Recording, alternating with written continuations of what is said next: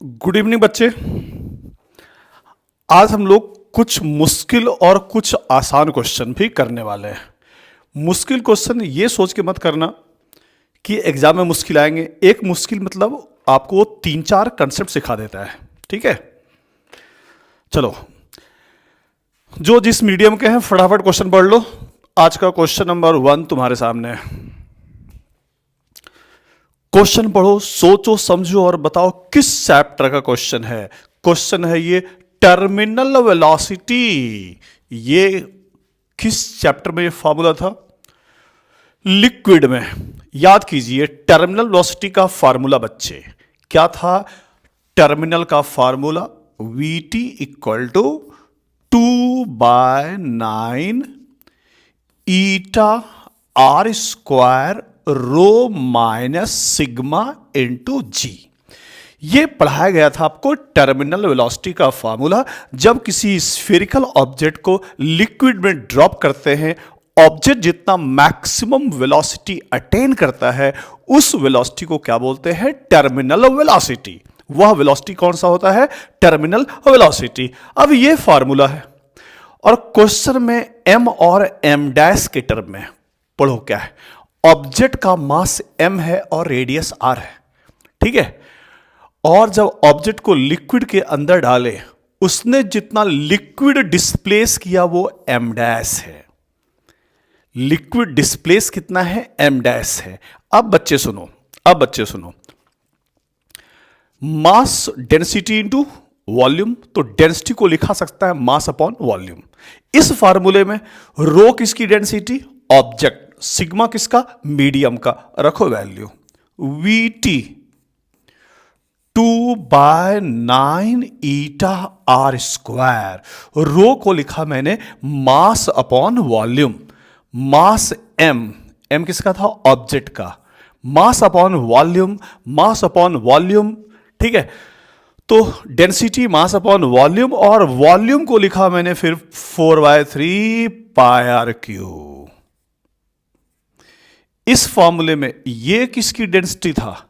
Medium displaced, जितने object को replace किया, तो उसको लिख सकते हो m। उसका मास लिखा हुआ है m डैश है, लिखा हुआ है उसका मास कितना है? m डैश है। तो m dash upon volume 4/3 pi r cube.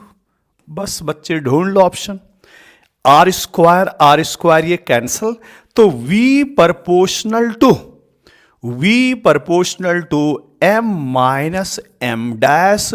एक आर स्क्वायर कैंसल, नीचे r, ढूंढ लो ऑप्शन और टिक मार दो।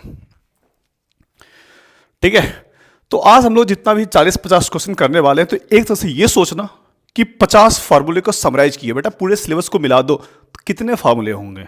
मैक्सिमम 1000 से कम ही होंगे। ठीक है, तो एक प्रैक्टिस सेशन का मतलब हम 40-50 फार्मूले को याद दिला दिए और उसके आसपास का कंसेप्ट भी याद दिला दिया करूंगा। ठीक है, ये मैं समझना सिर्फ एक क्वेश्चन सॉल्व के आंसर हो गया।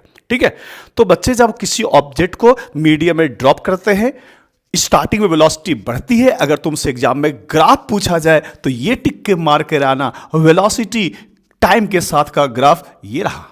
स्टार्टिंग वेलोसिटी बढ़ती है और maximum velocity attend by object ये कहलाता है कौन सी वेलोसिटी? टर्मिनल। और ये फार्मूला अच्छे से रट के एग्जाम में जाना। ठीक है, ये रहा आज का क्वेश्चन नंबर 1। अब तुम्हारे सामने है क्वेश्चन नंबर 2। मुश्किल क्वेश्चन देखिए, ये मत परेशान होना कि ये सब मुश्किल क्वेश्चन एग्जाम में तो बन ही नहीं रहा है। बेटा दुखी बिल्कुल मत होना। आज जो हम क्वेश्चन करने वाले हैं 8-10 क्वेश्चन ऐसे मिलेंगे जो अपने एक्चुअल लेवल से काफी बड़े हैं, बट वो सिखाया इसलिए जा रहा है कि उसके आसपास का बेसिक चीज सीख सके। ठीक है, चलो, तो आज का पहला क्वेश्चन था। आज का दूसरा क्वेश्चन 100% ये अपने एग्जाम के लेवल का नहीं है, बट इसमें बहुत कुछ मुझे सिखाना है। ठीक है, सबसे पहले पोटेंशियल का इक्वेशन दिया हुआ है, तो ये क्वेश्चन हो गया इलेक्ट्रोस्टैटिक्स का। क्वेश्चन किसका हो गया? इलेक्ट्रोस्टैटिक्स का है। बच्चे पोटेंशियल का इक्वेशन दिया हुआ है, ये क्वेश्चन टफ है, नहीं आएगा एग्जाम में, बस बहुत कुछ में सिखा देंगे। V का इक्वेशन दिया हुआ है। ठीक है, V का इक्वेशन दिया हुआ है, ऑब्जेक्ट का मास दिया हुआ है। क्वेश्चन पूरा पढ़ लो। ठीक है, ऑब्जेक्ट का मास दिया हुआ है, V का इक्वेशन दिया हुआ है और बोला गया है ऑब्जेक्ट को छोड़ा गया 2,3.2। ऑब्जेक्ट को छोड़ा गया 2,3.2 से छोड़ा गया, तो बोला गया है जब ऑब्जेक्ट एक्स एक्सिस को क्रॉस करेगा तो कितना टाइम लगेगा। 100% ये नीट का एग्जाम का लेवल का नहीं है, बट इसमें हम बहुत कुछ आपको सिखा देंगे। ठीक है, तो आज 8-10 क्वेश्चन ऐसे हैं जो थोड़ा सा हायर लेवल के हैं, तो परेशान मत होना कि क्वेश्चन नहीं बन रहे हैं ना। देखो अपने एग्जाम के काम का अगर बात करें, वी का इक्वेशन दिया रहेगा, ई पूछा जाएगा। अपने एग्जाम के काम का लेवल, वी का इक्वेशन दिया रहेगा, ई पूछा जाए बच्चे, तो एक बार डिफरेंशिएट करना एक्स के रिस्पेक्ट में, तो dv by d x, y हो गया 0 3। वैसे डीवी बाय डी वाई किया तुमने तो ये हो गया 0, ये हो गया डिफरेंशिएट, ये हो गया 4। अपने एग्जाम के लेवल का तो इतना ही काफी था। वी का इक्वेशन दिया रहेगा, ई पूछा जाएगा, अगर वेक्टर फॉर्म में तो बच्चे तुम लगा देना, ई होता है minus dv upon d r, तो माइनस लगा देना, तो -3i और यहां लग गया -4j। आज कुछ बड़े क्वेश्चन करेंगे, इसलिए नहीं एग्जाम में आएगा, उसके आसपास का एक बड़ा क्वेश्चन, मतलब 2-3 चीज और सीख जाओगे इसमें। ठीक है, अपने एग्जाम के लेवल का ये था, वी दिया रहे, ई पूछा जाए, निकाल देना। ई कैसा है? यूनिफॉर्म है, क्योंकि वेरिएबल इसमें नहीं है। माइनस माइनस मतलब इलेक्ट्रिक फील्ड -x और -y, कुछ ऐसा विजुअलाइज करो, ये इलेक्ट्रिक फील्ड कुछ इस साइड है, कुछ इस साइड ये इलेक्ट्रिक फील्ड है, x भी माइनस और y भी माइनस। अब क्या पूछा गया है यहां तक, अब सुनो। अब इसमें एक छोटा क्वेश्चन अपने काम का और, ठीक है। अब देखो बच्चे, अगर क्वेश्चन तुमसे ये पूछा जाता कि अगर किसी चार्ज को इस पोटेंशियल वाले फील्ड में चार्ज को छोड़ दे, उसका रास्ता कैसा होगा? स्ट्रेट लाइन होगा। क्यों बच्चे? ई कैसा है? कांस्टेंट है। ई कैसा है? यूनिफॉर्म है, ई कांस्टेंट है। और याद कीजिए, इलेक्ट्रोस्टैटिक्स में किसी चार्ज को रिलीज कर दो, छोड़ो, इलेक्ट्रिक फील्ड में सिर्फ 2 टाइप के रास्ते बनते हैं, स्ट्रेट लाइन या पैराबोला। छोड़ दोगे तो बच्चे स्ट्रेट लाइन, और फेंकोगे 0 और 180 छोड़कर और किसी एंगल पर फेंकोगे तो रास्ता कैसा बनेगा? Straight line. ठीक है, कैसा बनेगा? पैराबोला। ठीक है, तो अगर क्वेश्चन ध्यान दो, ई निकल गया, छोड़े तो रास्ता कैसा होगा? Straight line. अब सुनो, क्वेश्चन कुछ ऐसा है, ये x और ये y है, किसी चार्ज को छोड़े, कहां से छोड़े? 2,3.2, 2 भी पॉजिटिव y पॉजिटिव, यहां से कहीं छोड़े 2,3.2, और ये पूछा गया है कितने टाइम में ये x एक्सिस को क्रॉस करेगा, कितने टाइम में ये x एक्सिस को क्रॉस करेगा। ठीक है, तो देखो बच्चे हम क्या करने वाले हैं, देखो क्या करने वाले हैं। जब x को जहां भी क्रॉस करेगा तो वहां y कोऑर्डिनेट कितना हो जाएगा? 0। तो बेटा जब ये x को क्रॉस करेगा तो y की ओर ये कितना गया? 3.2। y की ओर कितना गया? 3.2। मुझे पता करना है ये यहां से यहां गया, ठीक है, तो 3.2 से ये y कितना हो गया? 0। अब सुनो, इस बड़े क्वेश्चन में एक और छोटा फार्मूला, F बराबर QE, F बराबर MA, तो A बराबर QE बाय M, A बराबर QE बाय M। तो बड़ा क्वेश्चन, मतलब इसमें बहुत कुछ छोटा सीख लेना। तो A मैं पूछूं Y की डायरेक्शन में, तो आप बोलोगे सर QE लो Y की डायरेक्शन में और डिवाइड बाय मास, चार्ज ढूंढ के लाओ, 1 माइक्रो 10 की पावर -6। E A Y चाहे तो E Y, E का Y मैग्नीट्यूड लो 4, क्या लो? 4, divide by mass, divide by mass ढूंढो बच्चे, मास कहाँ है? मास कहीं है कि नहीं है? मास कहीं है कि नहीं है? मास तो कहीं होगा ही होगा। मास है 0.1 kg, मास 0.1। सर ए वाई क्यों निकाल रहे हो? बेटा ए वाई निकालो, ए एक्स, सब कुछ निकाल लो। मुझे पता करना है एक्स को क्रॉस किया तो क्या हम लिख सकते हैं बच्चे? एस बराबर u t plus half a t square, क्योंकि मुझे टाइम चाहिए। V square equal to u square plus 2s में टाइम होता नहीं है। हाँ, टाइम होता है v equal to u plus a t में, बट मुझे वी फाइनल नहीं पता है। ये लगा दिए किसकी डायरेक्शन में? वाई की डायरेक्शन में। किसकी डायरेक्शन में? वाई के डायरेक्शन में। तो जब एक्स को क्रॉस किया तो एस वाई की वैल्यू 3.2 से 0 हो गया, तो बच्चे एस वाई वहां पर लिख सकते हैं 3.2। रिलीज किए तो यू था 0, हाफ ए टी स्क्वायर, ए यहां से लाएंगे, ये पॉइंट हटा, ऊपर चला गया, तो ए 40 इंटू 10 की power -6, s equal to half a t square. बस यही तो टाइम निकल गया मुझे बच्चे। कितने टाइम में वाई को क्रॉस किया, सॉरी एक्स को क्रॉस किया। ठीक है, तो जब एक्स को क्रॉस करेगा तो वाई कितना हो गया, 0। इसलिए मैंने एस वाई की ओर यूज किया। अब देखो कट छट का आंसर आ जाएगा। ये कट गया 20 से, ये कट गया 20 से, सबको नीचे ले आओ, ये ऊपर आगे प्लस हो गया तो 3.2। एक बार और चेक कर लेंगे बच्चे वैल्यू, कुछ कहीं छूटा होगा तो चेक कर लेंगे, समझा क्या। ये 40 हो गया तो 3.2 divide by 20, 3.2 divide by 20 into 10 की पावर -6, ये ऊपर जाकर +6 हो जाएगा, बराबर टी स्क्वायर। अगर सब कुछ मैंने सही किया हो तो यही आएगा। अब देखो बच्चे क्या होगा, ये 2 कट गया 16 से, और जब रूट लोगे 4 आ जाएगा, आंसर 4 से स्टार्ट होगा। बाकी तुम मैच करना बच्चे, ये और ये जो भी आ जाए, ठीक है, बाकी तुम मैच कर लेना। वैसे मैं मैच कर दूं, देखो अगर मैंने सब कुछ सही लिया, मास वर्ग सब लिया है, तो बच्चे ये 20 हो गया, ये 0 0 कट गया, ये कट गया 16 से, 16 का हो गया 4, ये ऊपर 6 तो 3 आ गया। कुछ एक आध चीज़ और मिसिंग हो गया कहीं पर, तो आंसर लग रहा है मुझे 400 आएगा। ठीक है, कुछ कहीं जीरो छूट गया होगा, तुम देख लेना। ठीक है, तो मुझे लग रहा है 400 सेकेंड आंसर आएगा 2 का 4। तो ये क्वेश्चन भी मान के चलता हूं नीट का लेवल नहीं है, बट आज मैं 10 क्वेश्चन थोड़ा सा मुश्किल क्वेश्चन हम करने वाले हैं बच्चे, बट उसमें बहुत कुछ कंसेप्ट सीखोगे।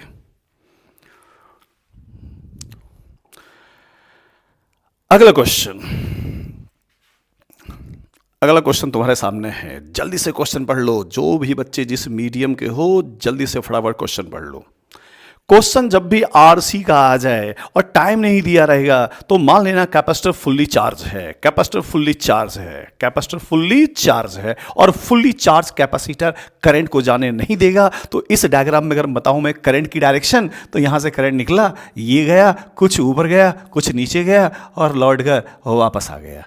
कैपेसिटर फुल्ली चार्ज वो करंट को जाने नहीं देता है। याद रखना, time is not given, question में टाइम नहीं दिया रहे तो मान के चलना कैपेसिटर फुल्ली चार्ज है। तो ये वाला कैपेसिटर फुल्ली चार्ज है, इधर करंट नहीं जा रहा है। अब बोला गया है कैपेसिटर के लिए जो V है वो 10 वोल्ट है। मतलब बच्चे ये है 10 वोल्ट, तो कैपेसिटर का पूरे ये सर्किट को देखो, उधर वाले को, ये किस 2 पॉइंट पर है, तो बच्चे एक पॉइंट यहां है और एक पॉइंट यहां है। क्वेश्चन में ये बोला गया है कैपेसिटर फुल्ली चार्ज, यहां कोई करंट नहीं जा रहा है, तो इस 2 पॉइंट का पोटेंशियल डिफरेंस, इस 2 पॉइंट का बच्चे पोटेंशियल डिफरेंस जो दिया हुआ है 10 वोल्ट है। यह है 10 वोल्ट। पूछा गया है बैटरी का ई बताओ। थोड़ा मुश्किल क्वेश्चन है। अब एक शॉर्ट ट्रिक मैं आपको याद दिलाना चाहूंगा। 2 रेजिस्टेंस जब पैरेलल में हो, जिसमें करंट चाहिए उसको नहीं दूसरे को ऊपर रखते हैं, डिवाइड बाय रेजिस्टेंस का सम इनटू इनकमिंग करंट। ठीक है, तो ये शॉर्टकट याद रखना। 2 रेजिस्टेंस पैरेलल में हो, जिसमें आई चाहिए वो नहीं दूसरे को ऊपर रखना, डिवाइड बाय दोनों को जोड़ देना, इनटू इनकमिंग या आउटगोइंग करंट। ये फॉर्मूला किसके लिए, जब रेजिस्टेंस किसमें हो, पैरेलल में। अब बच्चे ध्यान दो, थोड़ा मुश्किल क्वेश्चन है ये। इस बैटरी से यहां आई निकला, क्वेश्चन सोचना ज्यादा है, कैलकुलेशन लंबा नहीं है। यहां से आई निकला, अब इधर तो करंट जाना नहीं है, ऊपर 3 रेजिस्टेंस है, ऊपर यहां से 3 से लौटते हुए वापस आएगा और यहां से x जाएगा। तो मैं बोलूं बैटरी से आई निकला, तो इसमें कितना गया, जिसमें चाहिए उसको नहीं दूसरे वाले को ऊपर रखो जो पैरेलल में है। पैरेलल में ये 3 है तो ऊपर रखोगे 3, डिवाइड बाय सम, तो 3 + 1 4 इंटू y। तो नीचे करंट इतना गया 3/4, तो ऊपर गया 1/4 I/4।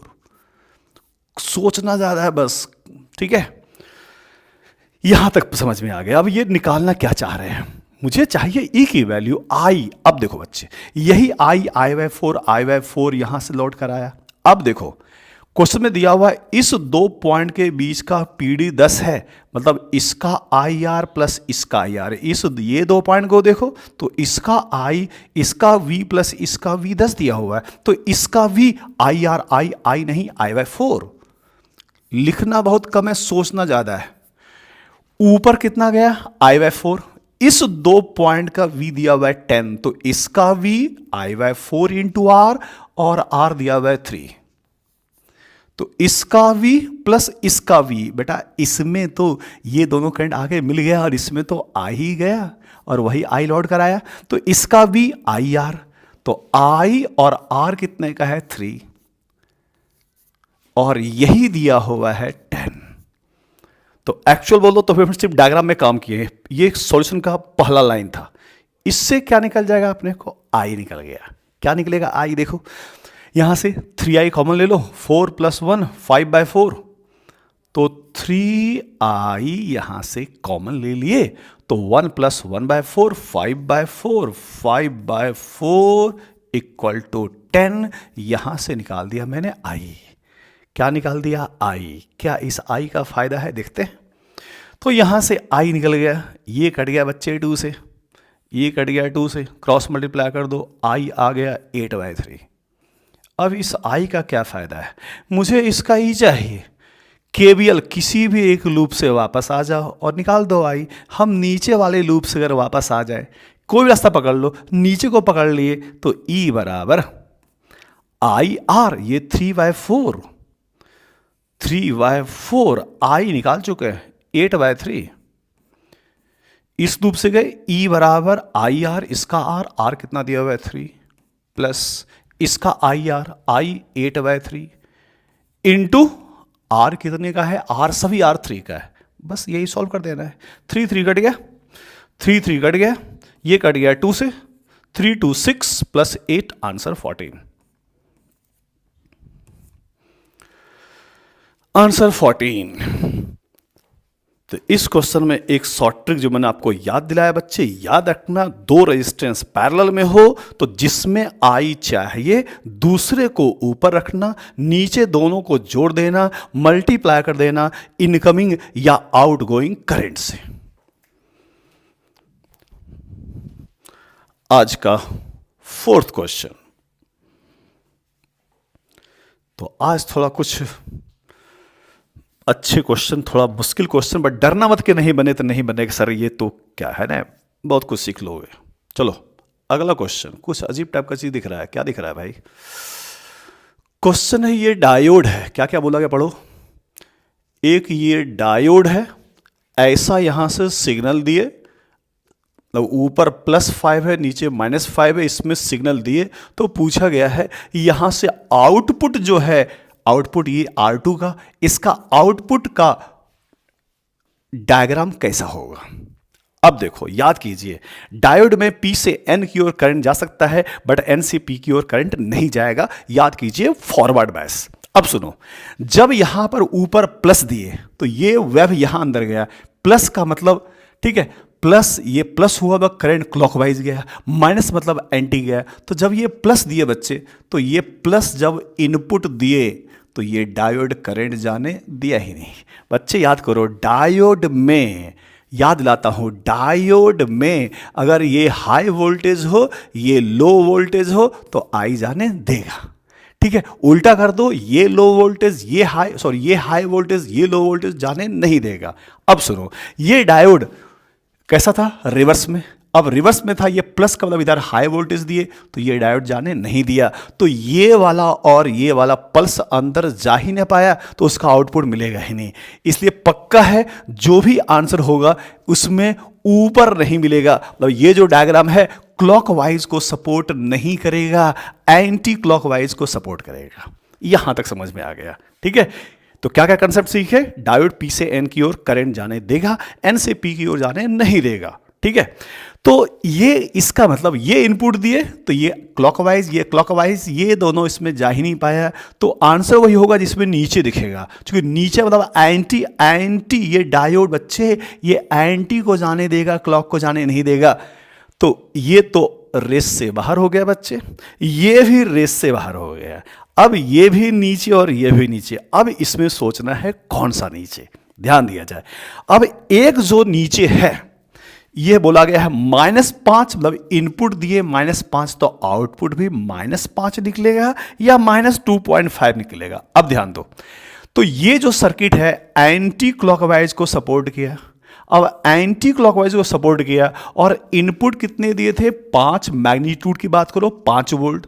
तो जब इधर ये 5 वोल्ट दिया तो बच्चे एक रेजिस्टेंस ये है और एक ये है और दोनों की वैल्यू सेम है, तो वह 5 वोल्ट तो दोनों रेजिस्टेंस शेयर करेगा। तो उस 5 में से इसको मिला 2.5 और इसको भी मिला 2.5 और ये आउटपुट यहां से निकाल रहे हैं, तो ये सिर्फ इसका V बताएगा, तो इसका तो V तो सिर्फ 2.5 है। तो वही आंसर होगा जिसमें आउटपुट कितने का मिलेगा, 2.5।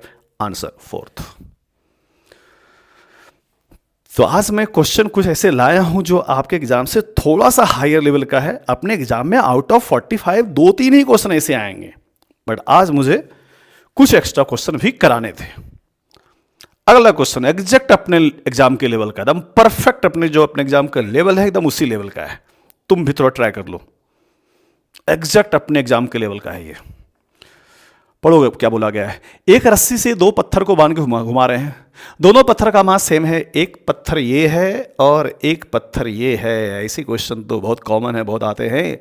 2 इक्वल मास इक्वल के लिए मास महा इक्वल मास है, एक पत्थर ये है एक पत्थर ये है, मतलब एक रस्सी में ऐसा समझो मेरे पास एक रस्सी में एक ही ऑब्जेक्ट है, ऐसा समझो बच्चे कि इस रस्सी में एक ऑब्जेक्ट यहां है और एक ऑब्जेक्ट यहां भी होता, बीच में भी होता और दोनों को घुमा रहे होते। तो क्वेश्चन कुछ ऐसा है कि एक ऑब्जेक्ट साइड में है और एक ऑब्जेक्ट बीच में है और दोनों को अपन घुमा रहे हैं, दोनों को क्या कर रहे हैं, घुमा रहे हैं।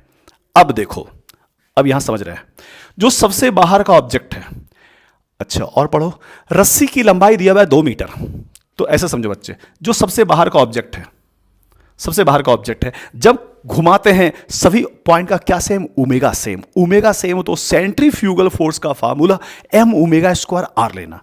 तो जो सबसे बाहर का ऑब्जेक्ट है, ये बाहर का ऑब्जेक्ट है, उसका देखो अंदर टेंशन T1, बाहर centrifugal force m omega square और बाहर की रेडियस, ये रस्सी 1 1 का है तो 1 और 1 2 का है, ये हो गया 2 का।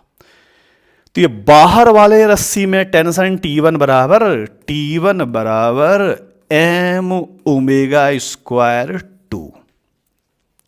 अब जो रस्सी ऑब्जेक्ट अंदर है, तो बच्चे इधर भी टेंशन है और उधर भी रस्सी है, उधर भी टेंशन है और उधर एक सेंट्रीफ्यूगल भी लगेगा। तो ये रहा T2, ये रहा बाहर T1 और ये रहा सेंट्रीफ्यूगल। तो अंदर वाले ऑब्जेक्ट को T2 किसको कर रहा है बैलेंस, T1 निकाल चुके हैं, m omega square 2 plus m omega square r और इसका रेडियस 1 है, m ओमेगा स्क्वायर इंटू 1। तो अंदर वाले रस्सी में टेंशन हो गया, अंदर वाले रस्सी में टेंशन हो गया 2 + 1 3m ओमेगा स्क्वायर। पूछा गया है बताओ रेशियो, किसमें पूछा गया, पहले पूछा गया PQ, इसमें मतलब T1, तो बच्चे वो रहा 2 और ये रहा 3, टिक मार देना 2/3। तो ये एकदम परफेक्ट अपने एग्जाम के लेवल का था। तो इस क्वेश्चन से तुमने क्या सीखा, जब कोई ऑब्जेक्ट सर्कल में घूम रहा है, आपके घर के घड़ी में जो घूम रहा है, तो बेटे जब कोई सर्कल में घूमता है तो हर एक पॉइंट का क्या सेम होता है, ओमेगा सेम होता है। तो उस कंडीशन में सेंट्रीफ्यूगल फोर्स की value mv square by r नहीं, m ओमेगा स्क्वायर r लेना। तो ये क्वेश्चन था बिल्कुल अपने एग्जाम का परफेक्ट लेवल। क्वेश्चन नंबर 6 बिल्कुल अपने एग्जाम के लेवल का नहीं है, थोड़ा बहुत हायर लेवल का है, बहुत हायर नहीं थोड़ा सा लेवल का है, आएगा नहीं गारंटी है, बट कंसेप्ट सुनना अच्छे से, डरना मत। सुनो सबसे पहले, और आप भी पढ़ लो, एक बोला गया डिस्क है जो XY प्लेन में रखा गया है और सेंटर ओरिजिन पर है और moment of inertia Z axis के रिस्पेक्ट में बहुत बढ़िया है। यहां तक तो समझ में आ गया क्वेश्चन। ये X और ये Y है और एक डिस्क यहां रखा हुआ है और डिस्क का सेंटर ओरिजिन के ऊपर है, और जेड के रिस्पेक्ट में, मतलब ये बच्चे जेड है, जेड के रिस्पेक्ट में मोमेंट ऑफ इनर्शिया मुझे पता होता है डिस्क में प्लेन के परपेंडिकुलर सेंटर जाए mr²/2। तो क्वेश्चन में ये दिया हुआ है कि आई जेड ये mr²/2, यहां तक तो समझ में आ गया। ठीक है, अब क्या बोला गया है, यही मोमेंट ऑफ इनर्शिया उस लाइन के रिस्पेक्ट में है जो y = x+c के रिस्पेक्ट में है। अब यहीं से कठिन इसका स्टार्ट होता है। तो सबसे पहले याद करो y = mx+c किसका इक्वेशन। देखिए बड़ा क्वेश्चन में बहुत कुछ सीखना। तो y = mx+c equation straight line का, और x का कोफिशिएंट स्लोप होता है। तो y = m तो नहीं है, 1 हो गया, mx 1 हो गया, तो स्लोप मतलब tan थीटा, थीटा मतलब 45 डिग्री। तो ये समझ में आ गया वो जो लाइन है वह 45 डिग्री पर इंक्लाइन है।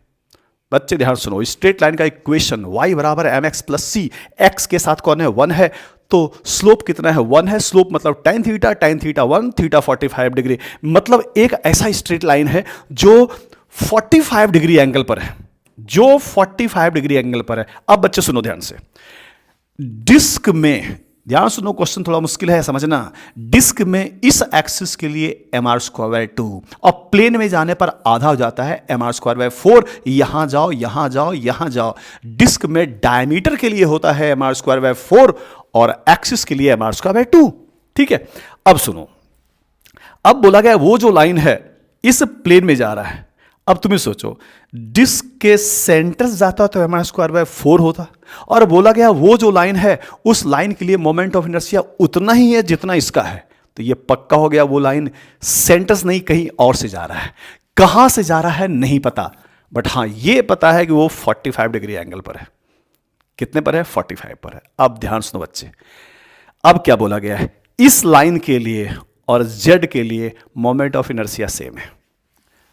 कठिन क्वेश्चन है, उस लाइन के लिए और z के लिए मोमेंट ऑफ इनर्शिया सेम है, तो बताना है c की वैल्यू। z तो मुझे पता है, समझना ज़्यादा लिखना बहुत कम है, बट समझने ध्यान देना, mr²/2।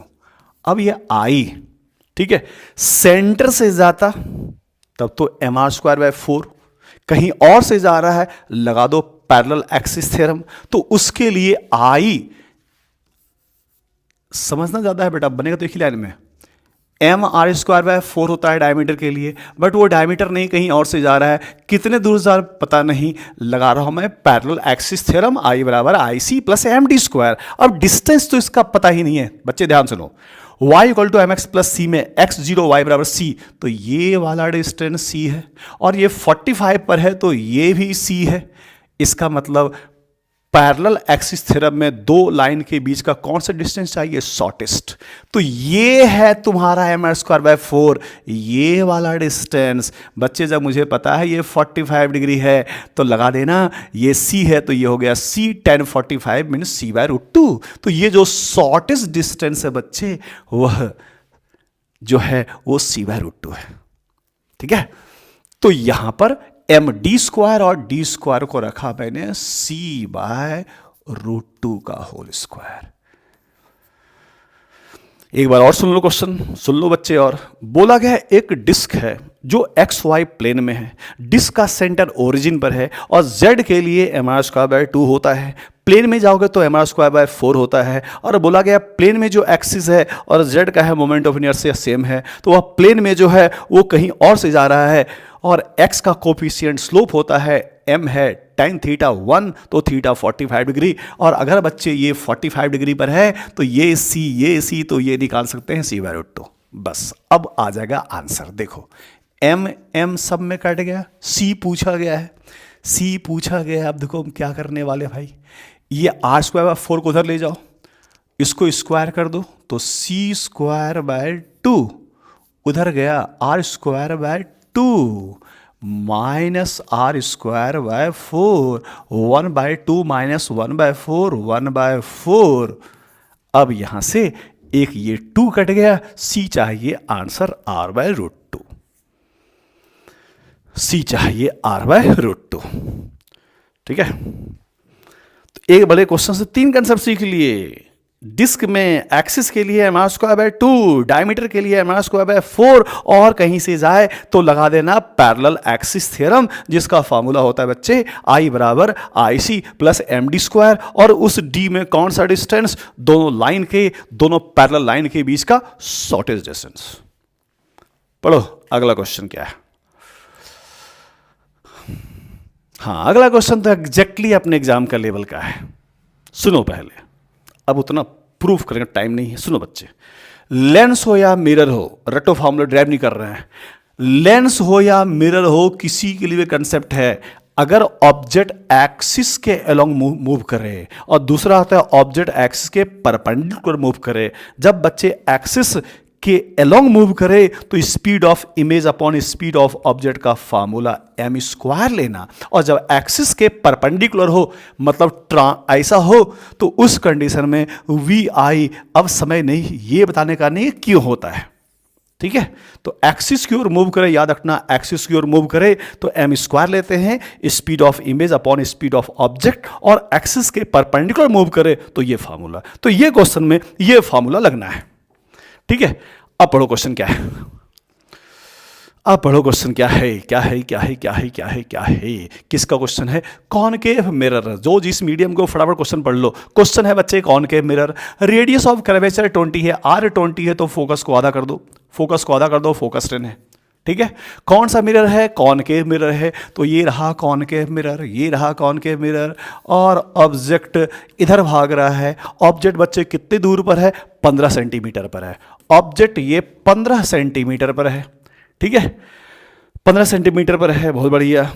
और m का फार्मूला मिरर के लिए, m का formula -v/u, f upon f minus u, f minus v upon f। अब समय आ गया, फार्मूला सब रिवाइज कीजिए क्वेश्चन के थ्रू। आई होप आज की डेट में बच्चे सबका फार्मूला रटा होगा, बस टेस्ट कर रहे हैं कितना फार्मूला अपने रटे हैं, कितना भूल रहे हैं, ये लगना है। अब इसमें 3 फार्मूला है, कौन सा लगाएं, क्वेश्चन में f पता है और u ये लगना है, तो ये लगा दिए। तो पहले बच्चे m निकाल लो, इस फार्मूले में साइन कन्वेंशन याद करके लगाना। कॉनकेव मिरर का फोकस माइनस लेते हैं, रेडियस 10 है तो फोकस, रेडियस 20, फोकस 10, तो लेना है बच्चे -10। नीचे चलो, -10, ऑब्जेक्ट सामने हो तो माइनस, और माइनस माइनस हो गया प्लस, यहां लिखना +15, ऊपर -10, नीचे +5, m आ गया -2, m आ गया -2, लगा दो formula speed of image upon speed of object, object की स्पीड 2 है, किसके बराबर, m, किसके बराबर, m, और m है -2, मल्टीप्लाई कर दो, आंसर 4, -4 आ रहा है, मतलब माइनस का मतलब ये है कि अगर ऑब्जेक्ट ऊपर भाग रहा है तो इमेज नीचे भागेगा। ऑप्शन में सिर्फ मैग्नीट्यूड है तो दिमाग लगाना ही नहीं है, 4 टिक मार के आगे बढ़ जाना। तो ये क्वेश्चन बिल्कुल अपने लेवल का था। ये था नंबर 7। तो आज मैं कुछ एक्स्ट्रा क्वेश्चन लेकर आया हूं, ठीक है। हाँ, ये भी थोड़ा कुछ अजीब नया क्वेश्चन कुछ देखा, देखते क्या है ये, क्या है ये सिंबल किसका होता है, एसी जनरेटर। तो बोला गया है यहां पर एसी जनरेटर मतलब ऑल्टरनेटिंग सोर्स यहां रखा हुआ है, बहुत बढ़िया। और सोचो क्या क्या क्वेश्चन में है, और क्वेश्चन में क्या क्या है।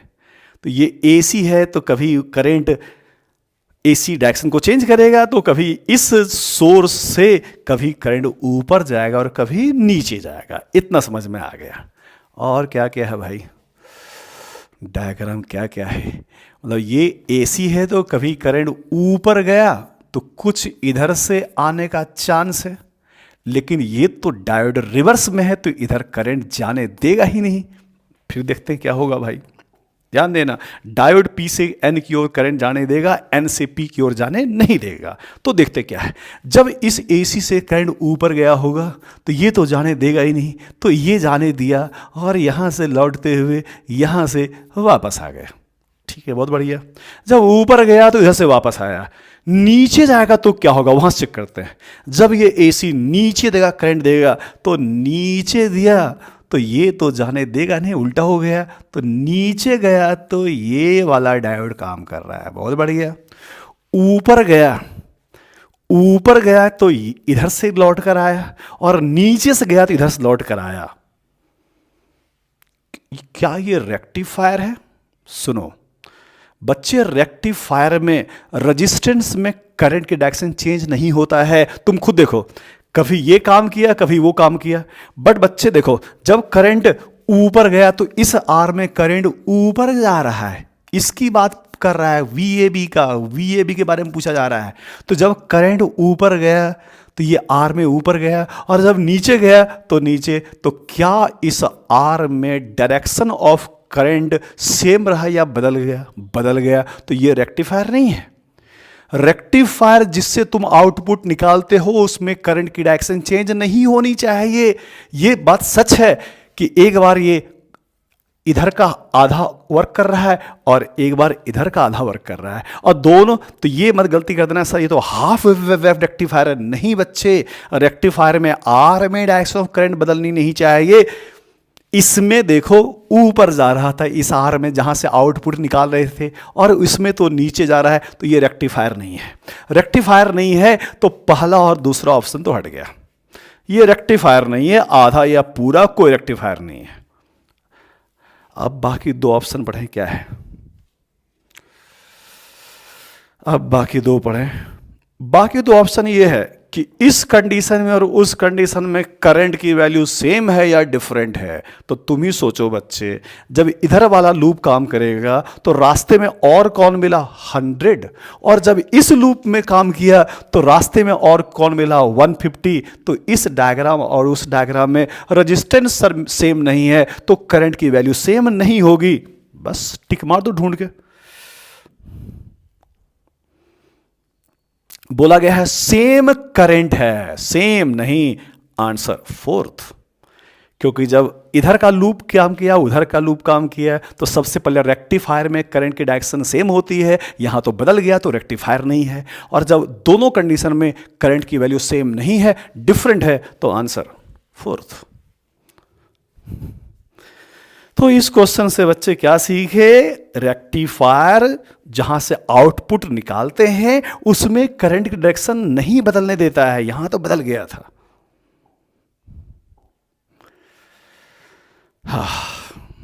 ये क्वेश्चन समझ में आ जाएगा तो समझना एक लाइन का क्वेश्चन है, नहीं समझ में आएगा तो लगेगा कि अपने से बहुत हाई लेवल का क्वेश्चन है। पहले पढ़ो क्वेश्चन क्या है। बोला गया है एक ऑब्जेक्ट को ऊपर से छोड़ दिए, नीचे पहुंचने के ठीक पहले ये ए पर था और सी पर गया तो ये अपनी डायरेक्शन को चेंज किया। तो पूछा गया जब ए से सी गया तो डायरेक्शन चेंज किया, तो पूछा गया है वेलोसिटी में मोमेंटम में चेंज बताओ। मोमेंटम में चेंज बताओ। वेलोसिटी में चेंज निकाल कर एम से मल्टीप्लाई तो मोमेंटम में चेंज निकल जाएगा। तो क्वेश्चन समझ में आ गया तो आसान है, नहीं समझ में आया तो बड़ा मुश्किल क्वेश्चन होगा। आइए सबसे पहले ऑब्जेक्ट ऊपर से छोड़े यहां पहुंचा, ऊपर कौन सी एनर्जी थी? mgh। नीचे कन्वर्ट हो गया काइनेटिक, रोटेट तो नहीं कर रहा है। स्फीयर तो लिखा हुआ है,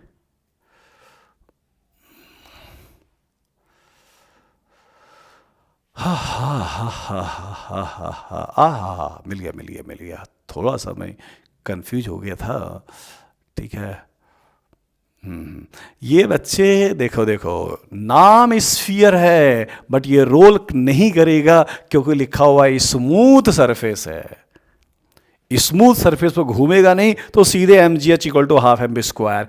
स्मूथ होता तो half M B square plus half I omega square भी आता, बट यहाँ स्मूथ है तो घूमेगा नहीं। तो एक चीज ध्यान रखना, स्मूथ हो तो घूमेगा नहीं, सीधे जाएगा। रफ हो तो घूमेगा भी और जाएगा भी। mgh equal to half m v square, m cut गया तो जब जमीन पर पहुंचा तो √2gh। अब एक फार्मूला जो हम यहां डायरेक्ट यूज करने वाले हैं, पढ़ते हैं बच्चे। जब कोई पार्टिकल कांस्टेंट स्पीड से सर्कल पर घूमे, ठीक है, तो वहां पर यह प्रूफ किया जाता है, वो अब समय नहीं है, जब ये थीटा एंगल से घूमता है। तो बच्चे हम लोग पढ़ते हैं वेलोसिटी में चेंज का फार्मूला, जिसको हम यहां प्रूफ नहीं करने जा रहे हैं। अब 2r sin θ/2 आज के डेट में बच्चे को सब याद होनी चाहिए। जब ऑब्जेक्ट थीटा से घूमता है तो वेलोसिटी में चेंज 2r sin θ/2, जहां r होता है सर्कल का रेडियस, सॉरी टू आर नहीं, two V sine theta by two, two V sine theta by two. यहां मोमेंटम में चेंज पूछा गया, एम से मल्टीप्लाई कर दो, टू एम वी वहां से ले आओ under root two G H, two M V sine theta by two. अब करना क्या है, बस sine theta by two, tick मार दो बच्चे, आंसर थर्ड। इस क्वेश्चन से क्या सीखे, दो कंसेप्ट सीखे। मैंने बड़ा क्वेश्चन मतलब दो तीन कंसेप्ट सीख देना। पहला ही सीखे, रफ हो तो घूमेगा और जाएगा भी, स्मूथ हो तो सीधे जाएगा, घूमेगा नहीं। तो एम जी एच बराबर हाफ एम बी स्क्वायर लगाए। मैं भी थोड़ा देर रुक गया था कि लिखा था स्फीयर, तो ये कहीं घूमेगा तो नहीं, बट आगे जाके मिला ये स्मूथ सरफेस है। तो बच्चे आगे जाके मिला वो स्मूथ सरफेस है, तो स्मूथ घुमाएगा नहीं, सिर्फ half M B square. V निकाल लिए, और याद रखना डेल्टा वी का फार्मूला जब स्पीड कांस्टेंट हो और थीटा एंगल से घूमे, कहां से निकालते हैं, प्रूफ मत करवा बच्चे, वही v2 माइनस v1 का magnitude under root v2 square plus v1 square minus 2v1 v2 cos theta, और वहीं से प्रूफ करके लाया जाता है, प्रूफ नहीं कर रहे हैं। ठीक है, तो ये था क्वेश्चन नंबर 9। तो ये क्वेश्चन अपने लेवल का नहीं था, बट दो कंसेप्ट सीखने के जो अपने काम का था, दो फार्मूला सीखे नहीं, दो फार्मूला याद किए, जो पहले से पढ़ा हुआ था बस रिकॉल किए। बोलो अगला क्वेश्चन किस चैप्टर का भाई, दो कोहेरेंट सोर्स सर्कल पर है। अच्छा हाँ, अब मैं फिर बोलूं, देखो क्या बोला गया। अब ये भी सच्चाई है, नीट के लेवल में क्वेश्चन बिल्कुल नहीं आएगा, बट मुझे कुछ कंसेप्ट याद दिलाना है, उसको पहले भूल जाओ। इंटरफेरेंस में मैक्सिमा मिलने का पाथ डिफरेंस का formula lambda 2 lambda 3 lambda 4 lambda. Concept याद करो बच्चे, क्वेश्चन के पीछे मत भजाओ भाई। कंस्ट्रक्टिव इंटरफेरेंस में पाथ डिफरेंस का फार्मूला एन लैम्डा, और डिस्ट्रक्टिव में एन माइनस हाफ लैम्डा। भूलना मत, lambda 2 lambda 3 lambda 4 lambda 5 lambda 6 lambda पर क्या मिलता है, bright. Lambda by 2 3 lambda by 2 5 lambda by 2 7 lambda by 2 9 lambda by 2 क्या मिलता है, डार्क। तो ये तो अपने काम का है। अब आगे सुनो क्या है क्वेश्चन में, बस इतना ही काम का है अपने। अब बोला गया है एक ये कोई सर्कल है, ये कोई सर्कल है, सर्कल के सेंटर पर दो सोर्स है, एक यहां है और एक यहां है। दोनों सोर्स के बीच का गैप दिया हुआ है, ढूंढो ढूंढो ढूंढो, दिया हुआ है 5 लैम्डा है। तो ये दो सोर्स है जिसके बीच का गैप कितना है, 5 लैम्डा। तो पूछा गया है सर्कल पर कितने ब्राइट फ्रिंज दिखेंगे। अब एकदम सिंपल जोड़ने वाला क्वेश्चन है, ध्यान सुनो, एकदम ध्यान सुनो बच्चे। यहां देखो, जितना दूर यहां से है उतना ही दूर यहां से है, तो दोनों सोर्स से जहां डिस्टेंस सेम हो, पाथ डिफरेंस 0, वहां मिलता है सेंट्रल ब्राइट। क्या मिलता है, सेंट्रल ब्राइट। तो यहां मिलेगा सेंट्रल, तो नीचे भी तो जितना दूर ये है उतना ही दूर ये है, तो यहां भी मिलेगा सेंट्रल। तो इस सर्कल पर दो क्या मिल गया, सेंट्रल मिल गया। और सेंट्रल क्या होता है, मैक्सिमा। पता करना है सर्कल में कितने मैक्सिमा है। अब सुनो, मैं यहां पूछूं क्या होगा, तो बच्चे सुनो क्या होगा। बच्चे एक कोई यहां से यहां पहुंचा और एक कोई यहां से यहां पहुंचा, तो पाथ का डिफरेंस कितना है, 5 लैम्डा, और 5 लैम्डा पर मिलता है 5वां मैक्सिमम। तो यहां मिला 5वां मैक्सिमम, और यहां सेंट्रल का मतलब 0। तो तुम ही सोचो 0 से 5 के बीच कितने और लैम्डा है, लैम्डा 2 लैम्डा 3 लैम्डा 4 लैम्डा। फिर सुनो, यहां से गए 5 लैम्डा, तो इस पॉइंट पर अगर 5 लैम्डा है, इस पॉइंट पर अगर 0 है, तो 0 से 5 लैम्डा के बीच कितने लैम्डा है, एग्जैक्ट वाले, लैम्डा 2 लैम्डा 3 लैम्डा 4 लैम्डा। तो लैम्डा 2 लैम्डा 3 लैम्डा 4 लैम्डा कितने मैक्सिमा, 4 मैक्सिमा। तो इस कोने में मिलेगा 4 मैक्सिमा। तो सिमेट्री से इस कोने भी 4, इस कोने में भी 4, और यहां भी 4, 4 4 4 कितना हो गया, 16। ऊपर एक नीचे एक मैक्सिमा 18, और एक यहां और एक यहां, 18 और 2 20, आंसर 20। तो ये सर्कल वाले भी इस रियलिटी है, नीट के एग्जाम में नहीं आएगा, बट मुझे कंसेप्ट याद दिलाना था, भूलना मत, रट के जाना। जहां ब्राइट मिलता है किसमें, यंग्स डबल स्लिट एक्सपेरिमेंट में, वहां होता है एन लैम्डा। जहां डार्क मिलता है एन माइनस हाफ लैम्डा। ये पाथ डिफरेंस, फेज डिफरेंस पूछा जाए तो रट के जाना 2n pi. Constructive 2n minus 1 into pi, destructive जहां मिलता है मिनिमम। ठीक है,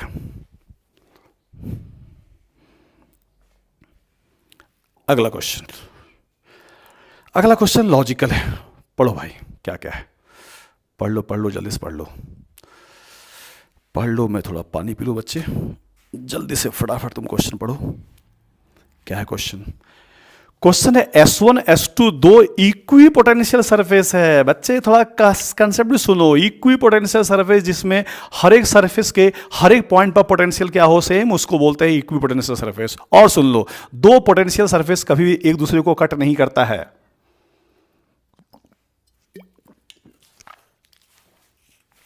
दो पोटेंशियल वाली सरफेस एक दूसरे को कभी भी कट नहीं करता है। पढ़ लो पूरा क्वेश्चन बच्चे। बोला गया दो इक्वी पोटेंशियल सरफेस है, दोनों का पोटेंशियल सेम नहीं है। ठीक है, बहुत बढ़िया, नहीं तो नहीं है। बोला गया कौन सा स्टेटमेंट गलत होगा? सबसे पहला है S1 S2 कभी भी बच्चे सच्चाई है। दो अलग अलग इक्वी पोटेंशियल सरफेस एक दूसरे को कट नहीं करेगा। सही बात है। अगर कट कर गया तो क्या होगा सर? तुम ही सोचो, एक सरफेस अगर 10 वोल्ट का हो और एक सरफेस 20 वोल्ट का हो तो तुम यहां क्या बोलोगे पोटेंशियल? तो ये भूलना मत, दो इक्वी पोटेंशियल सरफेस कभी भी एक दूसरे को कट नहीं करेगा। तो पहला तो सही हो गया, पहला तो ऑप्शन सही है कि कभी भी एक दूसरे को कट नहीं करेगा। ठीक है, और आगे बढ़ते हैं। और सुन लो पहले। इलेक्ट्रिक फील्ड की डायरेक्शन इक्वी पोटेंशियल सरफेस से हमेशा परपेंडिकुलर होता है। याद करो, सब भूलना मत बच्चे। इक्वी पोटेंशियल सरफेस और इलेक्ट्रिक लाइन ऑफ फोर्स क्या होता है? हमेशा परपेंडिकुलर होता है। तो फोर्थ ऑप्शन तो वही है। ठीक है, फोर्थ वही है। और सुनो, यहां बोला गया सेकेंड, दो जो सरफेस है दोनों प्लेन नहीं हो सकता है। बिल्कुल हो सकता है, बिल्कुल हो सकता है कि ये एक सरफेस इतने सारे ये इक्वी सरफेस है, ये 10 वोल्ट का है, ये 20 वोल्ट का है, ये 30 वोल्ट का है। किसका ऐसा होता है बच्चे? ध्यान दो, चार्ज शीट और चार्ज प्लेट। चार्ज शीट और चार्ज प्लेट का ईपीएस ऐसा ही दिखता है, प्लेन दिखता है। तो दूसरा गलत हो गया। यहां बोला गया प्लेन नहीं हो सकता है, बिल्कुल होता है। शीट और प्लेट का इक्वी पोटेंशियल सरफेस कैसा होता है? प्लेन होता है, प्लेन होता है। तो पूछा गया गलत कौन सा है, तो दूसरा गलत था। यह बिल्कुल अपने काम का था। अगला क्वेश्चन, ये तो बिल्कुल अपने काम का है। बोला गया है फोटो इफेक्ट में लैम्डा को तुमने 4000 से 3600 लैम्डा कर दिए, तो स्टॉपिंग पोटेंशियल में क्या चेंज आएगा? बच्चे काम का चीज़, लैम्डा बदलते हैं तो इलेक्ट्रॉन का स्पीड बदलेगा, वर्क फंक्शन में कोई चेंज नहीं होता है। वर्क फंक्शन में कोई चेंज नहीं होता है। बहुत बढ़िया है। शॉर्टकट फार्मूला अगर निकालना हो पोटेंशियल वोल्ट में, तो शॉर्टकट फार्मूला 12400। तो देखो, पहले दिया था मैंने 12400 का।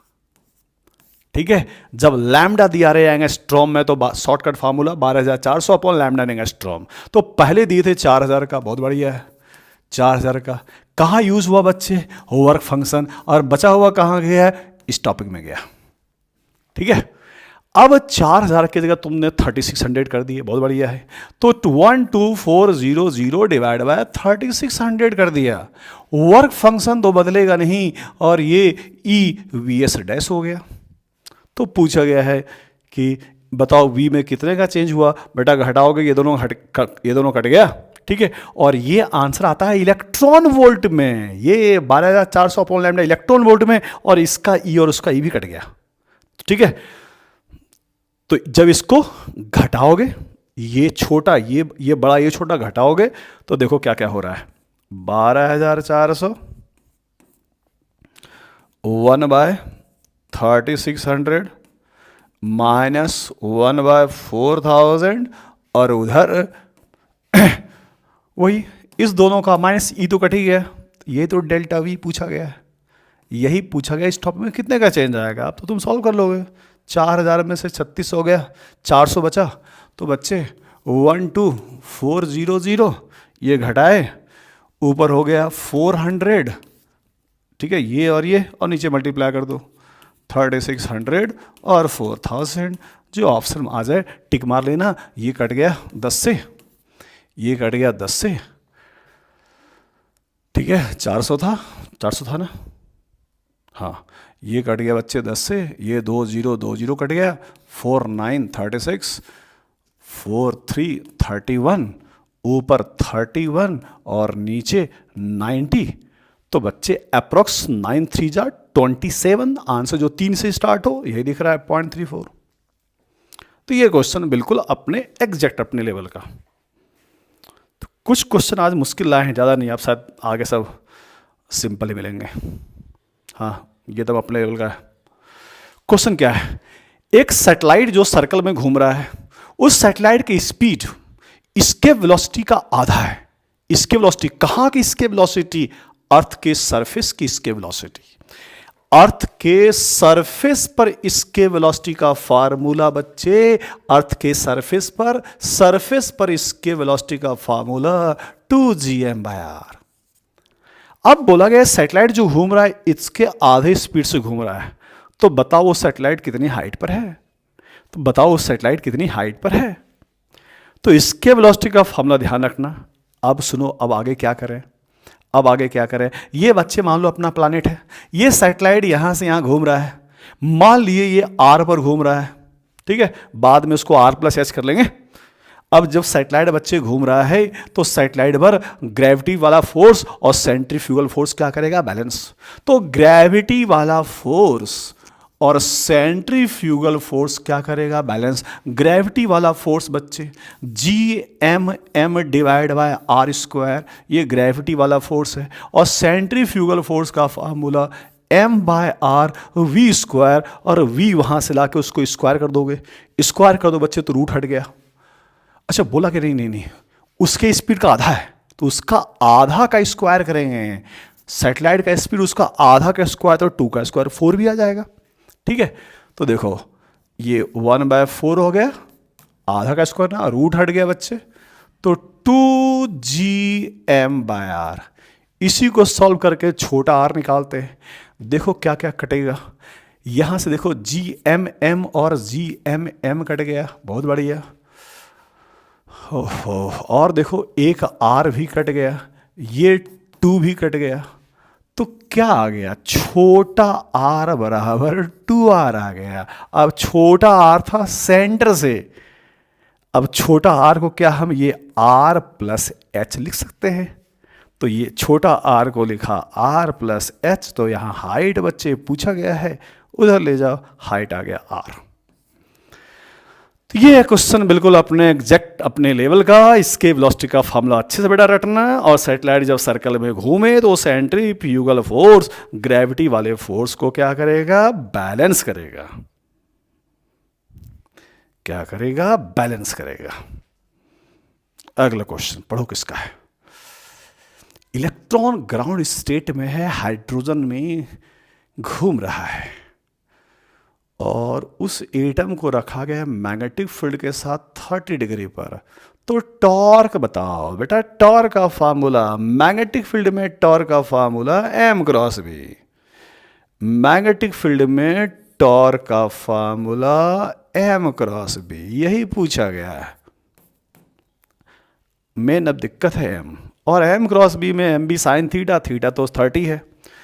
तो टॉर्क बच्चे पूछा गया है, टॉर्क पूछा गया, किसी एटम को मैग्नेटिक फील्ड में रख दिए तो इलेक्ट्रॉन पर इस पर लगने वाला टॉर्क पूछा गया है, फार्मूला वो है। अब टॉर्क का फार्मूला mb साइन थीटा, 30 दिया हुआ एंगल, तो साइन 30 हो गया हाफ।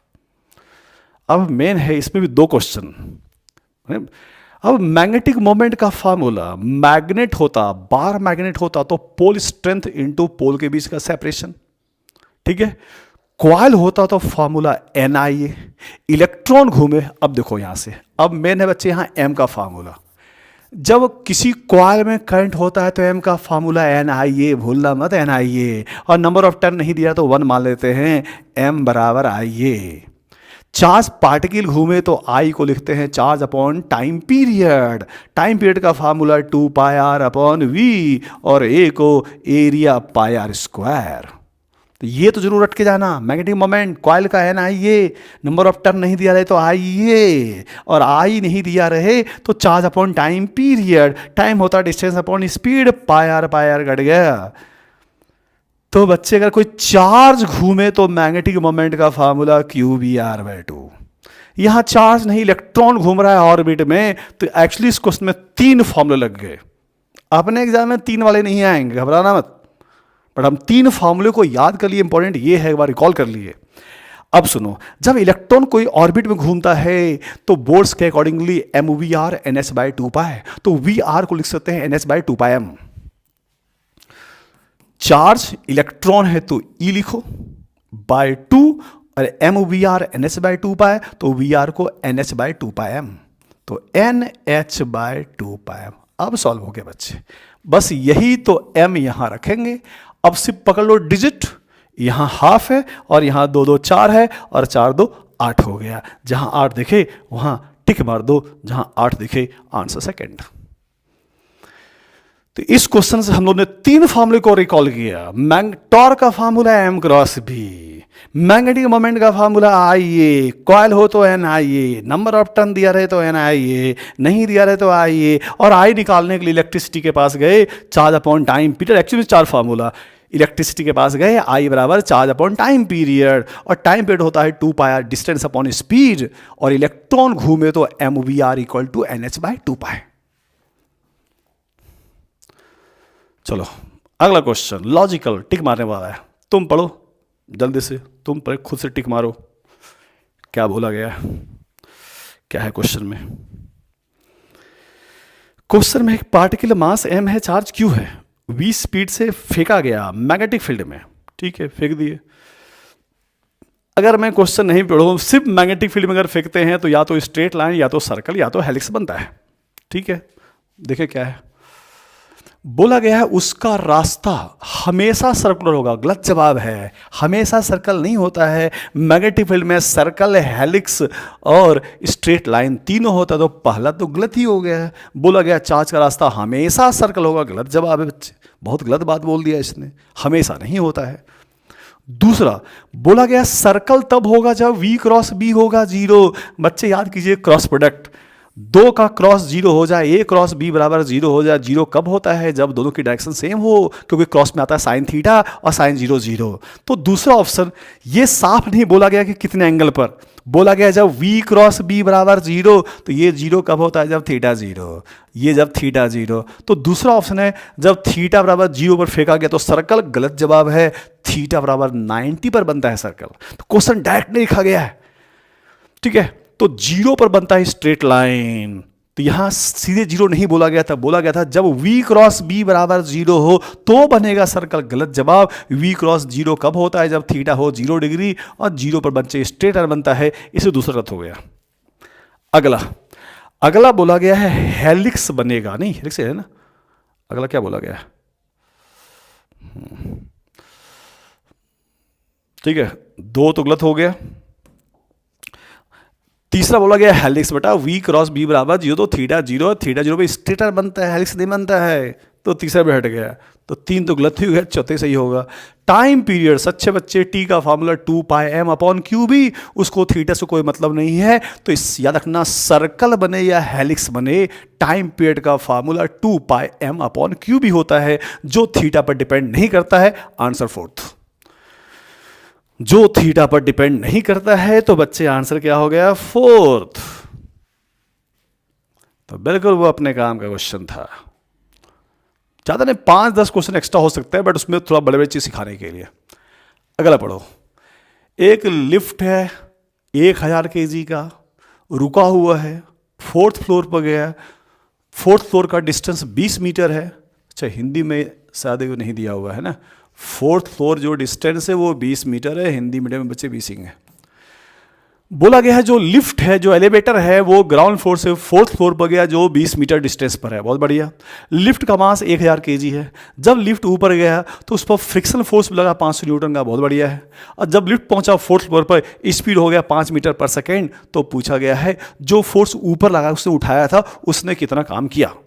तो ये क्वेश्चन किसका है बच्चे, जब फ्रिक्शन फोर्स लग जाए तो लगाते हैं वर्क एनर्जी थ्योरम। और याद कीजिए सिलेबस का सबसे छोटा फॉर्मूला तो यही है, बट सबसे पावरफुल तो यही है, हर जगह लग जाता है ये। अब इस क्वेश्चन में कौन कौन सा फोर्स लग रहा था, एक्सटर्नल लगा था, और कौन है, फ्रिक्शन है, और कौन है, ग्रेविटी है। W बराबर डेल्टा के डेल्टा के होता है हाफ एम वी स्क्वायर, और ग्राउंड फ्लोर पर लिफ्ट रुका हुआ था तो ये हो गया 0। अब यही लगाना है।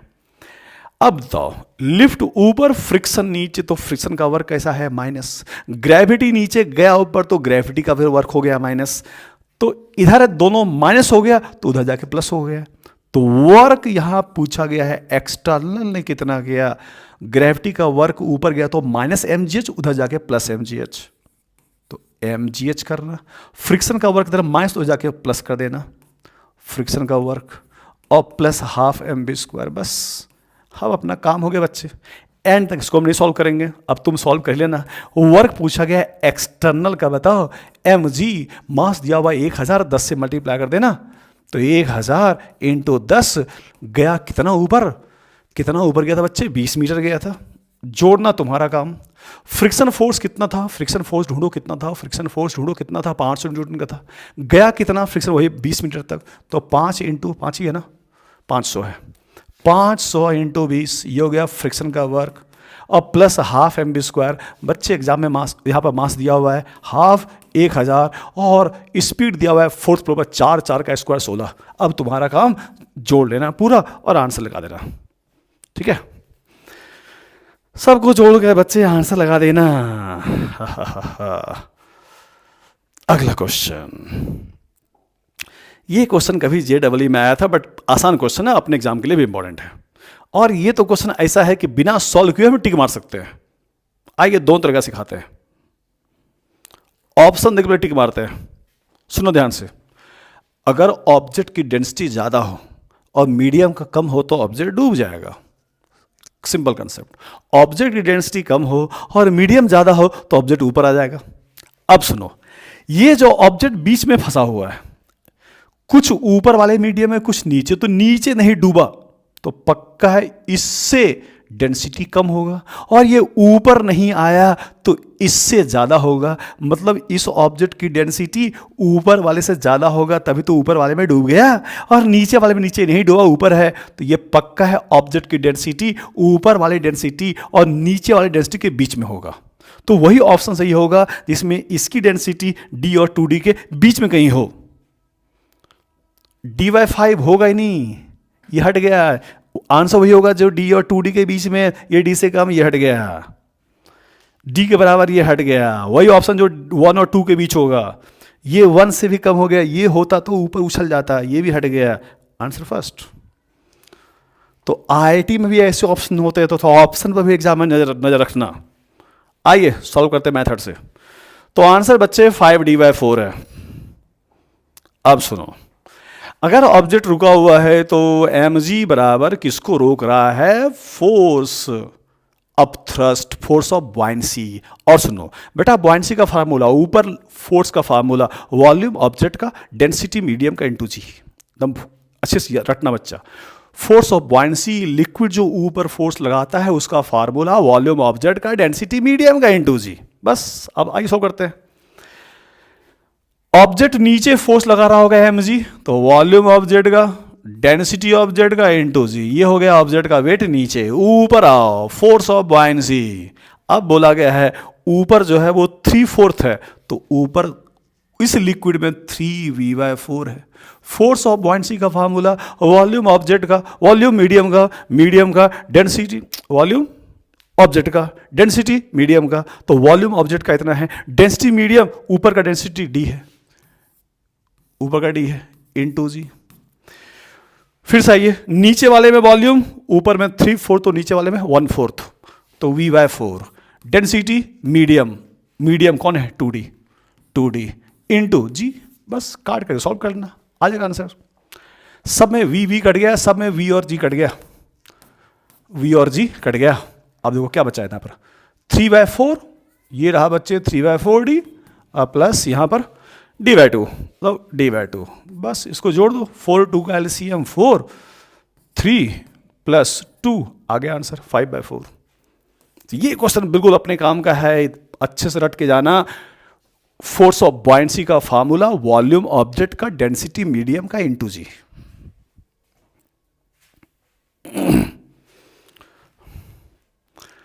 अगला क्वेश्चन बिल्कुल बेसिक क्वेश्चन है, बस शुरू में 4-5 क्वेश्चन थे। एग्जाम में ध्यान रखना कि हो सकता है पहला 2 क्वेश्चन मुश्किल मिले तो मैं समझना पूरा पेपर मुश्किल होगा, तो आप पीछे भी देख लिया करना। तो आगे बढ़ रहे हैं, क्वेश्चन आसान आ रहा है।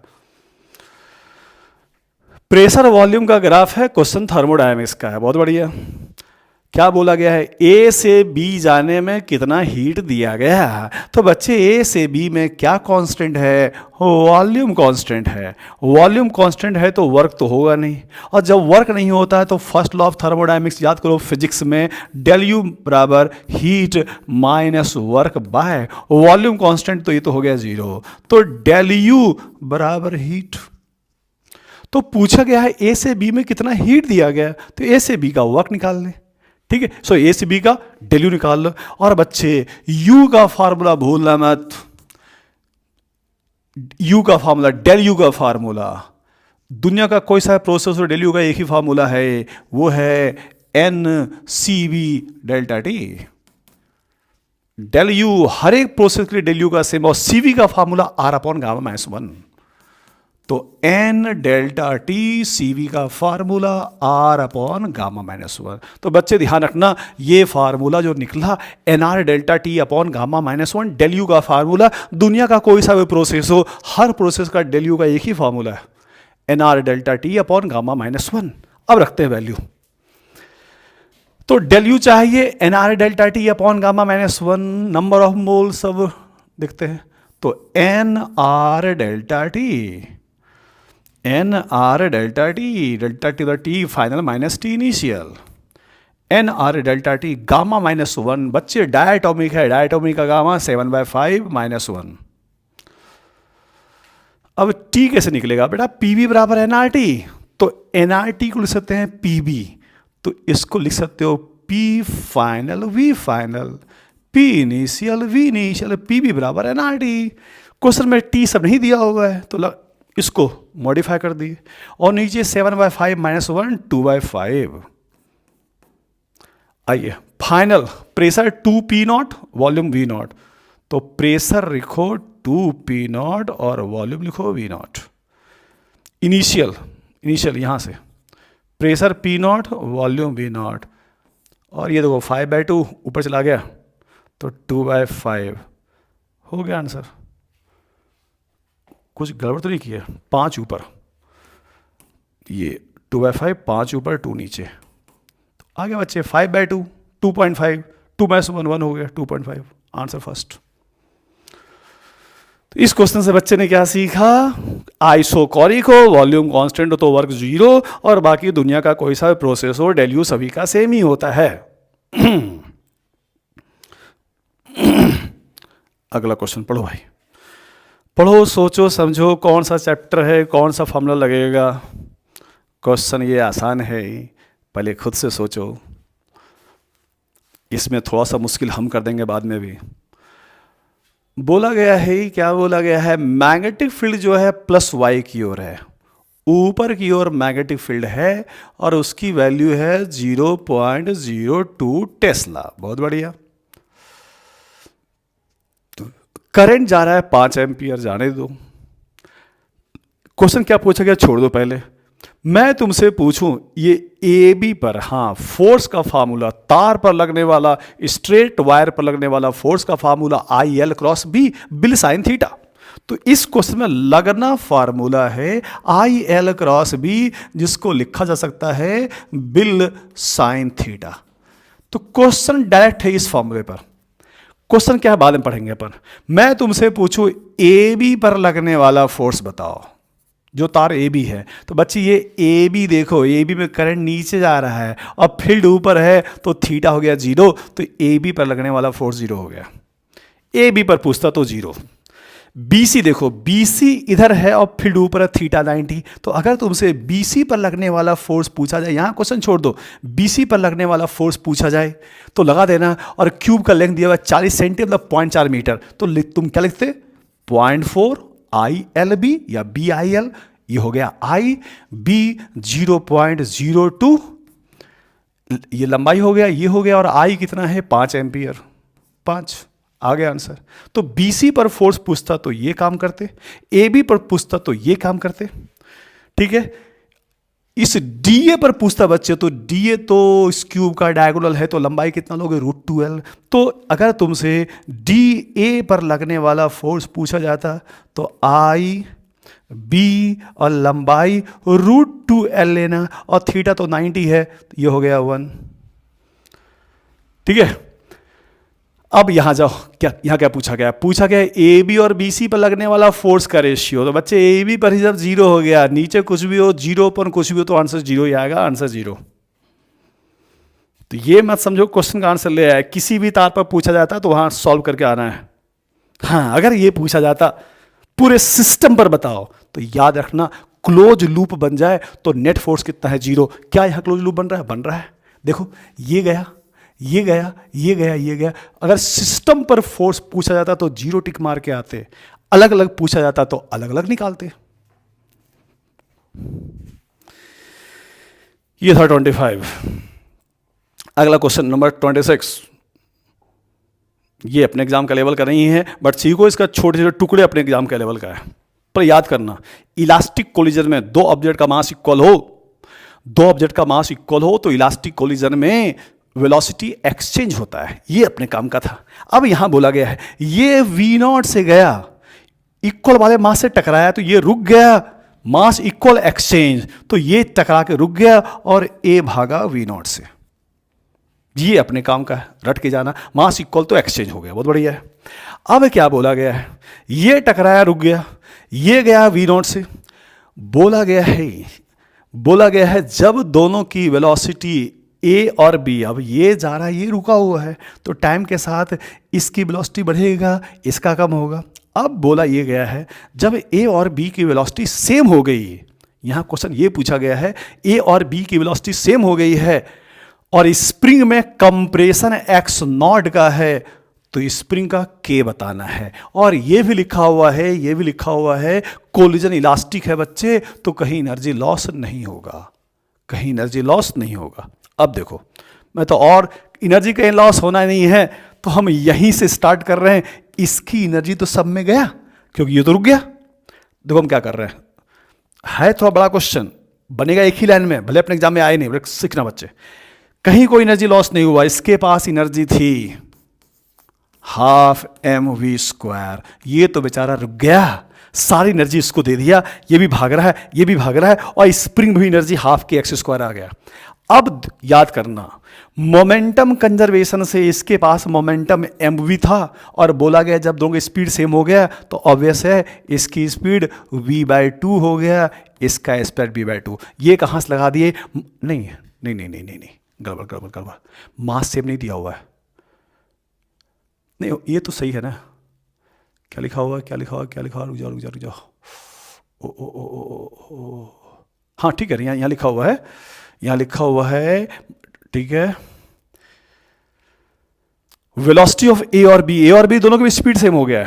रुक जाओ, थोड़ा सा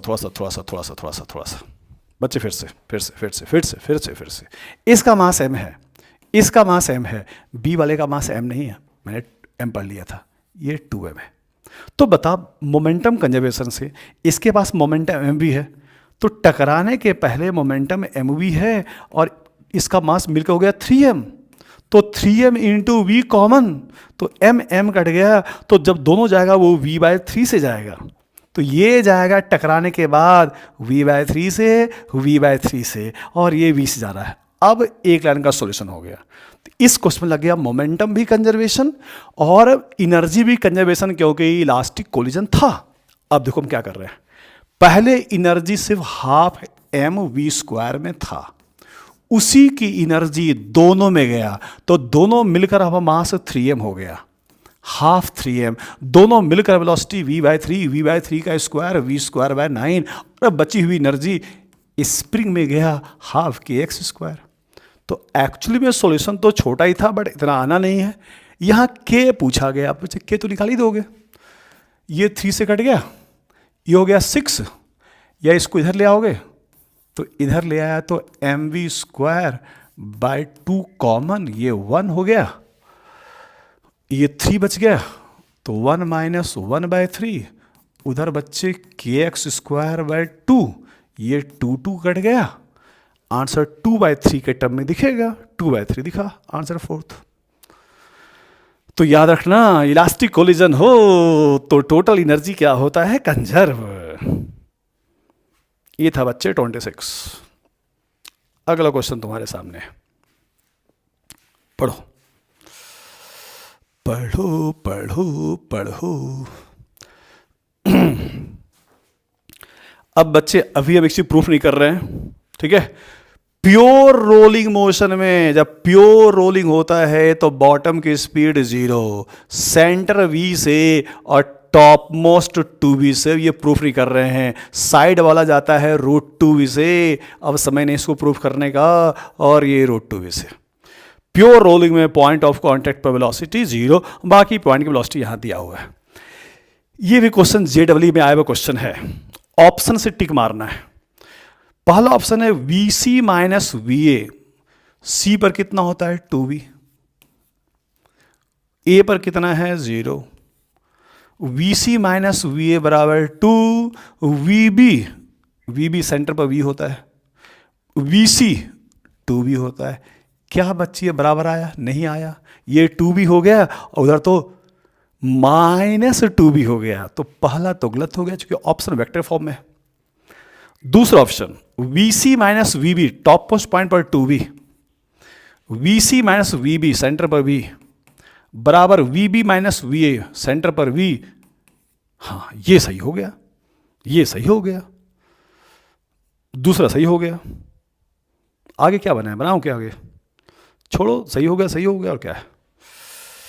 और एक और चेक करता हूं, VC minus VA, VC 2V नीचे 0 बराबर 2 VB minus VC, VB V VC 2V, vector form में इक्वल नहीं हुआ, गलत। VC minus VA, VC minus VA 2V minus 0 बराबर 4VB, बराबर नहीं है, वही एक ही सही था बस। तो ये क्वेश्चन भी अपने काम का। ये था 27। अगला क्वेश्चन कंपाउंड माइक्रोस्कोप का है, बिल्कुल अपने काम का है। सबसे पहले कंपाउंड माइक्रोस्कोप में कुछ कर सब याद आता हूं। कंपाउंड माइक्रोस्कोप में मैग्निफिकेशन ऑब्जेक्टिव का और आई पीस का। आई पीस का 2 फॉर्मूला रट के जाना, DYFE जब बने इनफाइनाइट पर, और एक 1 + DYFE जब बने 25 सेंटीमीटर पर, ठीक है। ये लगाना है मुझे, क्वेश्चन डायरेक्ट फार्मूले पर है। लिखा हुआ है कंपाउंड माइक्रोस्कोप का मैग्नीफाइंग जो पावर है वो 30 है, बहुत बढ़िया। MO और ME का फार्मूला 1 + DYFE, चूंकि D पर लिखा हुआ है, D पर बन रहा है डिस्टिंक्ट डिवीजन पर, तो 1 + D होता है 25, D/FE, FE ढूंढो, FE कितना है बच्चे, FE 5 है, तो ये 5 है, ये कट गया 5 से, 5 1 6 हो गया, नीचे ले आओ, ये कट गया 5 से। तो ऑब्जेक्टिव पेस की मैग्निफिकेशन पूछा गया है, तो आंसर 5 डायरेक्ट फॉर्मूले पर था। इस क्वेश्चन में और भी कुछ बना दूं क्या, छोड़ो, क्या बनाना है। ये था अगला क्वेश्चन, पढ़ो जल्दी से। अगला क्वेश्चन क्या है भाई, क्वेश्चन किसका है, LC ऑसिलेशन पर है। हाँ, C को चार्ज कर दिए V0 तक, बोला गया C को चार्ज किया गया है V0 तक, उसको जोड़ दिया गया है इंडक्टर। जब कैपेसिटर ने 25% एनर्जी इंडक्टर को दे दिया तो खुद के पास कितना बचा, 75%। तो पूछा गया है, ठीक है, क्या पूछा गया है, तो उस समय कैपेसिटर का पोटेंशियल डिफरेंस कितना होगा। तो ये तो बच्चे सुनो क्वेश्चन क्या है, कैपेसिटर ने अपनी 25% एनर्जी दे दिया इंडक्टर को, तो खुद के पास कितना बचा, 75%। तो एनर्जी बचा 75% का मतलब 75/100, तो एनर्जी बचा 3/4। और कैपेसिटर का एनर्जी का फॉर्मूला होता है ½ CV² प्रोपोर्शनल टू पोटेंशियल। इसका मतलब अगर एनर्जी 3/4 हो गया तो पोटेंशियल जो है energy proportional to V square, तो V proportional to root energy, तो पोटेंशियल हो गया √3/2। तो क्वेश्चन ये है बच्चे, पहले पोटेंशियल वी है और अब पोटेंशियल √3/2 हो गया, तो क्या है, टिक मार दो, करना क्या है। तो इसमें कुछ ज़्यादा कुछ करने का इसमें था नहीं।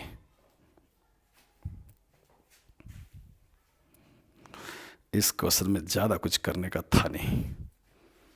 आगे सब क्वेश्चन आसान, भाई स्टार्टिंग का 4-5 क्वेश्चन थोड़ा मुश्किल था, तो एग्जाम में भी हैबिट रखना, 2 क्वेश्चन मुश्किल दिया था, भाग मत जाना वहाँ से।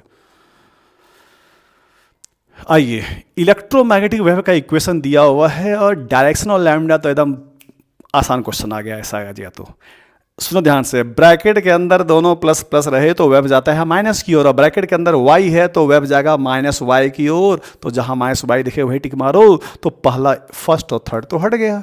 -j में 2 ऑप्शन है। अब लैम्डा पूछा गया है, तो बच्चे y या x का कोफिशिएंट k होता है और k बराबर होता है 2π/λ। तो क्वेश्चन में 2π/λ दिया हुआ है 1.8। लैम्डा चाहिए मुझे, लैम्डा चाहिए, लैम्डा चाहिए बच्चे। तो लैम्डा बराबर 2π, पाई की वैल्यू 3.14 और नीचे आ गया 1.8, ये कट गया 9 से, 0.9 से, अप्रॉक्स ढूंढो। 9 और 3, 9 3, हाँ 3 से स्टार्ट होगा, 3.5, 3 से आंसर 4th, बाकी ठीक है। तो एकदम ध्यान बच्चे, टी का कोफिशिएंट क्या होता है, ओमेगा। ओमेगा क्या होता है 2πf या 2π/t, जो पूछा जाए। ब्रैकेट के अंदर प्लस प्लस हो तो वेव जाता है माइनस की ओर, और ब्रैकेट के अंदर y है तो वेव जाएगा -y की ओर। तो एनर्जी कहाँ जा रहा है, एनर्जी ये E है, या इलेक्ट्रिक फील्ड किस डायरेक्शन में है, आई कैप। तो अच्छा और कुछ सीख लो यहाँ पर, इलेक्ट्रिक फील्ड पूछा जाए किस डायरेक्शन में है तो आई कैप। मैग्नेटिक फील्ड पूछा जाए तो क्या करोगे, तो बच्चे ध्यान रखना, वेलोसिटी की डायरेक्शन EM वेव का होता है E×V।